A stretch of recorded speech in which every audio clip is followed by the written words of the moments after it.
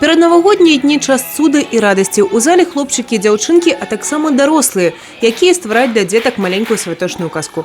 Галоўная задача зараз – запаліць агеньчыкі на прыгажуні ёлцы. І без песень і карагодаў не абысціся ніяк.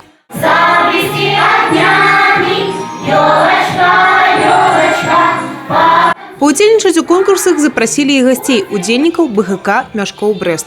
Наверное, в первую очередь это мотивация, то, что они увидят нас, увидят то, что в нашем городе замечательно можно стать спортсменом, пойти на тренировки, тем более наш клуб, насколько я знаю, очень хорошо относится к детям, которые вот именно с приютов, именно с детдомов, там, и форму дарят. То есть есть большие возможности, что ребенок захочет заниматься спортом.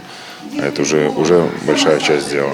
Хочется верить, что все желания, которые у них в этом будут загаданы в этом новом году, сбудется в следующем. Спортсмены принесли подарунки для хлопчиков и девчонок, цукерки и цацки. Для центра – плазменный телевизор. Это не разовая акция. Мы сотрудничаем постоянно с детьми, несем социальную ответственность. Раньше у нас была Бучемлянская школа-интернат. Мы также сотрудничаем с ЮНИСЕФом, с фондом «Шанс». У нас всегда на наших играх есть бесплатный детский сектор. Самое главное наше достижение – это самый масштабный частный гандбольный проект «Детская гандбольная лига Зубаркап». Зараз у социально-педагогічным центре 12 выховавцев. И гостям тут заўсёды рады. Детки все замечательные, очень ждут Новый год, очень любят подарки от Деда Мороза и, естественно, мечтают о самом лучшем.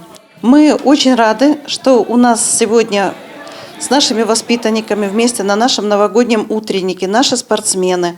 Мы следим за их деятельностью, очень рады их победам, их наградам, болеем всегда за них, с удовольствием посещаем их матчи.